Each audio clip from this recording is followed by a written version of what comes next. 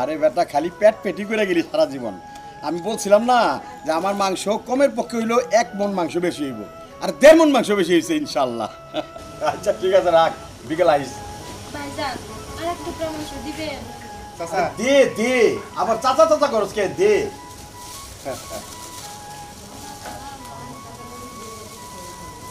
চাচা উনারে তো আগে এলাকায় দেখি নাই, উনার কি মাংস দিমু?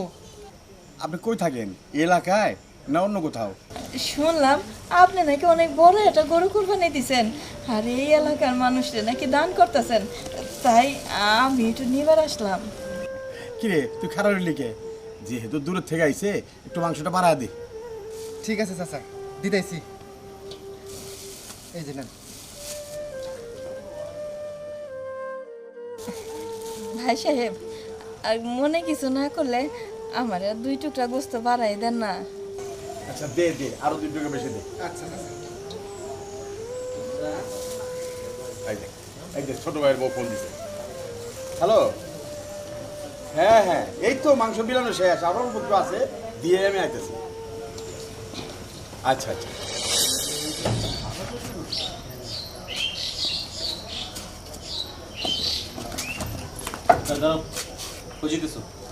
আজকে তো ঈদের দিন, তাই যে কুরবানির গোশত এইটা রাঁধতে যাইতেছি।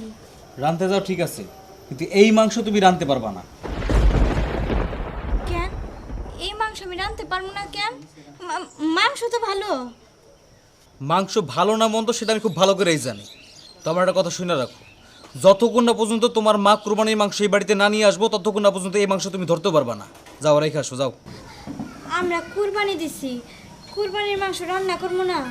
সবাই মিলা জিলা এক লগে বসে খামু। তাছাড়া তুমি তো জানো আমার মায়ের কুরবানি দেওয়ার সামর্থ্য নাই, সে কই থেকে মাংস নিয়ে আইব? তোমার তো কথা শুনতে চাইছি আমি, সে কই থেকে মাংস নিয়ে আসবো না নিয়ে আসবো এটা তো আমার জানা দরকার নাই। আমি বলছি হে বাড়িতে মাংস নিয়ে আসবো মানে নিয়ে আসবো, না নিয়ে আসলে মাংস রান্না হইব না। দাও একদম।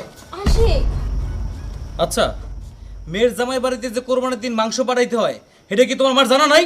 না, জানা নাই। তা যদি জানাই থাকতো মেয়ের জামাই বাড়ি এতক্ষণে গরুর মাংস পাঠাইয়াই দিত। আম্মা, আপনি খুব ভালো করেই জানেন আমার মায়ের কেমন সামর্থ্য। তাছাড়া সে কুরবানি দিব কই থেকে কোন? কোরবানি যদি নাও দিতে পারে 2 কেজি মাংস কিনাও তো পাঠাইতে পারতো, নাকি সেটাও পারে না? তা পারবো কই থেকে? মানুষ কোরবানির সময় জামাই বাড়িতে গরু কিনা পাঠায়, তা তো দরকার নাই, কিন্তু 2 কেজি মাংস তো কিনা পাঠাইতে পারতো, তাও পারে নাই। আর শোনো মা, আজকে একটা ঈদের দিন, মাংস তখনই রান্না হইব যখন শাশুড়ি মা মাংস নিয়ে আসবো, এরা এখন রান্নাটা কল্পনা করে দিলাম। আমি এই কথাটাই বৌমারে বুঝাইতেছি, আর বৌমা তো সেই কথাটা বুঝে না। ওনার চিপড়া দিয়ে মনে হয় পানি পড়তেছে গরুর মাংস খাওয়ার লেগা।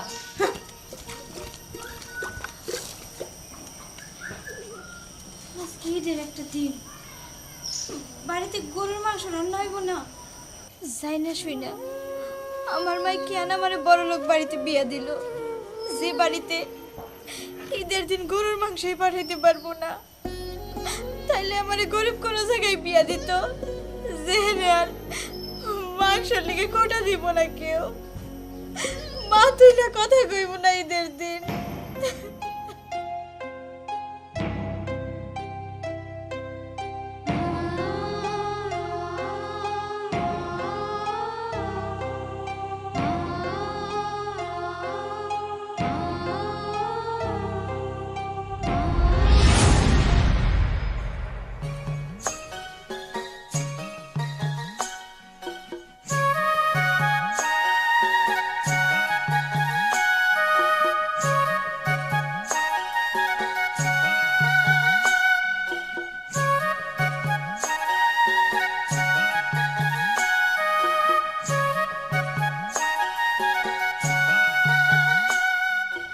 মা, তুমি আমার বাড়িতে গোশত আনছো?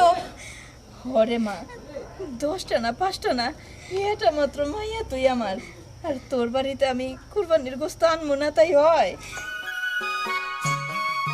জানো মা, আমি অনেক খুশি হয়েছি। এবারে মানুষজন এই গোস্ত নিয়ে আমার অনেক কথা শুনাইছে। এখন আমি বড় মুখ করে ওর কাছে যাইতে পারবো। আমার মায়ের বিবেক ঠিকই আছে, কুরবানির মধ্যে যে জামাই বাড়ি মাংস পাঠাইতে হয় এটা আমার মায় ঠিকই জানে। মা চলো যা কথা হবো অগো সামনে হইব আহো কই এইবারই মানুষজন গেল কই কই গেল আম্মা আসি কিসে বৌমা আমার চিল্লাইতেছো কে? চিল্লামো না এই নেন ধরেন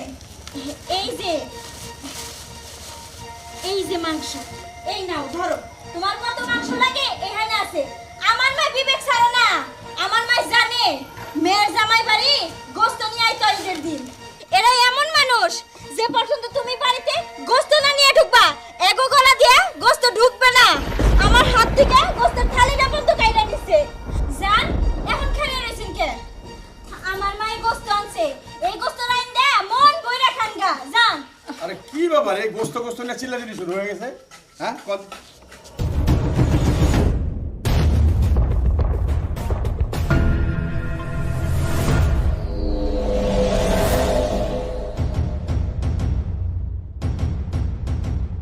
কি ব্যাপার, তুমি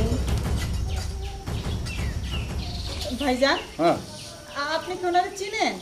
নাচছেন আর কি আছে এই যে ঘন্টাখানেক আগে আমার বাড়িতে ফকির মিসকিনগুলোকে দাঁড়াইয়া মাংস নিয়ে এলো কইলো যে আমি পাশের গ্রামের থেকে আইছি আমার একটু মাংস বাড়া দেন আমি মাংস বাড়া দিলাম চাচা এই মাংস কি আপনার বাড়ির? 100% আমার বাড়ির এই যে ঘন্টাখানেক আগে উনি এই যে চুপ করে রয়েছে কথা বলতেছে না কেন আমি মাংস দিলাম আমার কোনো আরেকটু বাড়া দিতে আমি একটু বাড়া দিলাম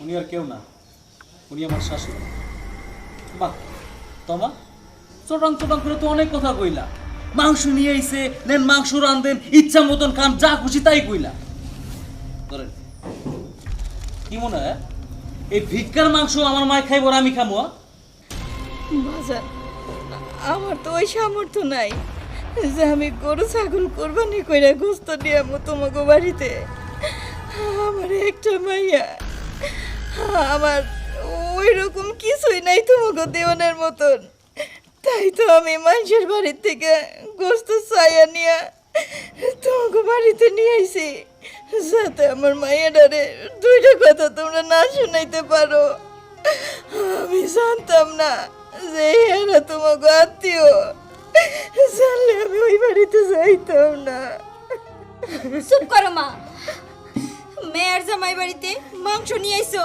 তাও ভিক্ষা করে মাংস নিয়ে আইছো তোমার লজ্জা করে না আজ থেকে তুমি মনে করবা তোমার মেয়ে মইরা গেছে তোমার কারণে আমার শ্বশুর বাড়ির লোকজনের কাছে মুখ পাইলাম না আজকের পর থেকে তুমি আর এই বাড়িতে আইবা না মনে করবা তোমার মেয়ে মইরা গেছে কি হলো এখন হা করে এই বাড়িতে দাঁড়াইছেন কেন যান এই ভিক্ষার মাংস হলে এই বাড়ি থেকে বাইরে যান দাঁড়াও এদিকে এসো। আশিক আজকে আমার একটা কথা মনে পড়ছে এই যে ধনী আর গরিবের মধ্যে যে পার্থক্যটা এটা কিন্তু আমরাই সৃষ্টি করতেছি আসলে এই যে মহিলাটা মানে তোর শাশুড়ি মেয়ের সুখের জন্য অন্য বাড়ি থেকে হাত পেতে মাংস নিয়ে আসলো কী জন্য যাতে মেয়েটা একটু সুখী থাকে খুশি হয় কিন্তু ওটা না করে তুই বকাঝকা করে তার বাড়ি থেকে বের করে দিয়েছিস আরে তুই তো পারতি তোর বাড়িতে তো জবাই হয়েছে গরু তুই তো কতগুলো মাংস নিয়ে শাশুড়ির কাছে যেতে পারতি তুই জানিস ওর স্বামী নেই সন্তান নেই হ্যাঁ এগুলো করা ঠিক না আসে আসলে মানুষকে মনে কষ্ট দিয়ে কোনো রকম কথা বলাটা ঠিক না আসে সবা মা আর শাশুড়ি এর মধ্যে কোনো তফাৎ থাকতে পারে না যে ওনার কাছে ক্ষমা চা ওনার কাছে ক্ষমা চেয়ে ওনাকে বুকে আগলে ধর তাহলে ওনার মনটা এত বড় হয়ে যাবে যাবো